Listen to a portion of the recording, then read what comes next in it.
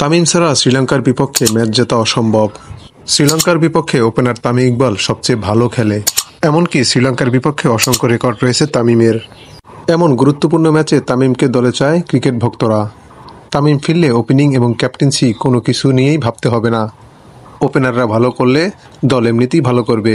শ্রীলঙ্কার বিপক্ষে তামিম ইকবাল না থাকায় ম্যাচ হারার সম্ভাবনা নিয়ে এবার মুখ খুললেন মোহাম্মদ আশরাফুল। ওপেনারদের ব্যর্থতা এবং বাজে ক্যাপ্টেন্সির কারণে অসংখ্য ম্যাচ হেরেছে বাংলাদেশ। বাংলাদেশের ওপেনাররা ভালো করতে পারেনি। যুক্তরাষ্ট্রের মতো দলের বিপক্ষেও খুব খারাপ খেলেছে। দলের ক্যাপ্টেন শান্ত বলেন, আমরা বিশ্বকাপে ভালো খেলব, কিন্তু শ্রীলঙ্কার বিপক্ষে ম্যাচ হারার সম্ভাবনা সবচেয়ে বেশি বাংলাদেশের। শ্রীলঙ্কার বিপক্ষে ম্যাচ নিয়ে আশরাফুল বলেন, দলের এমন বাজে পরিস্থিতিতে অভিজ্ঞ তামিম ইকবালকে দলে ফেরত আনা হোক। শ্রীলঙ্কা বাংলাদেশ ম্যাচ সবসময় হাতাহাতি লড়াই হয়। শ্রীলঙ্কার বিপক্ষে হার সবচেয়ে বেশি কষ্ট হয় বাংলাদেশ ক্রিকেট ভক্তদের। বর্তমান ফর্ম বিবেচনায় বাংলাদেশ শ্রীলঙ্কার বিপক্ষে কোনোভাবেই লড়াই করতে পারবে না বলে মন্তব্য করেন সাবেক অধিনায়ক আশরাফুল। এছাড়া তিনি বলেন, তামিম ব্যতীত শুধুমাত্র নেপালের সাথেই জয়লাভ করতে পারবে।